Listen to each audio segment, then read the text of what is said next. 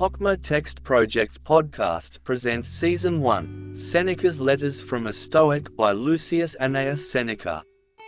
Translated by Richard Montgomery. Letter 2, on Discursiveness in Reading.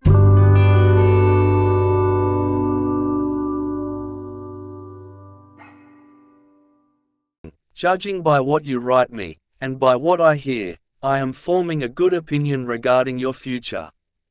You do not run hither and thither and distract yourself by changing your abode, for such restlessness is the sign of a disordered spirit. The primary indication, to my thinking, of a well-ordered mind is a man's ability to remain in one place and linger in his own company. Be careful, however, lest this reading of many authors and books of every sort may tend to make you discursive and unsteady.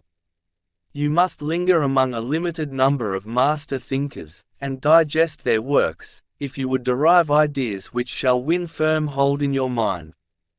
Everywhere means nowhere. When a person spends all his time in foreign travel, he ends by having many acquaintances, but no friends. And the same thing must hold true of men who seek intimate acquaintance with no single author, but visit them all in a hasty and hurried manner. Food does no good and is not assimilated into the body if it leaves the stomach as soon as it is eaten. Nothing hinders a cure so much as frequent change of medicine. No wound will heal when one salve is tried after another. A plant which is often moved can never grow strong. There is nothing so efficacious that it can be helpful while it is being shifted about. And in reading of many books is distraction. Accordingly, since you cannot read all the books which you may possess, it is enough to possess only as many books as you can read. But, you reply, I wish to dip first into one book and then into another. I tell you that it is the sign of an overnice appetite to toy with many dishes, for when they are manifold and varied, they cloy but do not nourish. So you should always read standard authors, and when you crave a change, fall back upon those whom you read before.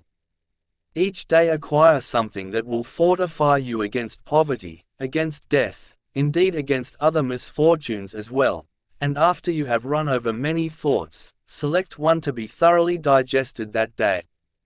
This is my own custom. From the many things which I have read, I claim some one part for myself.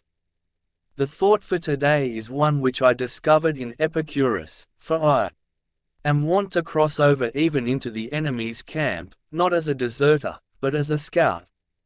He says, contented poverty is an honorable estate. Indeed, if it be contented, it is not poverty at all. It is not the man who has too little, but the man who craves more, that is poor. What does it matter how much a man has laid up in his safe, or in his warehouse, how large are his flocks and how fat his dividends, if he covets his neighbor's property, and reckons, not his past gains, but his hopes of gains to come?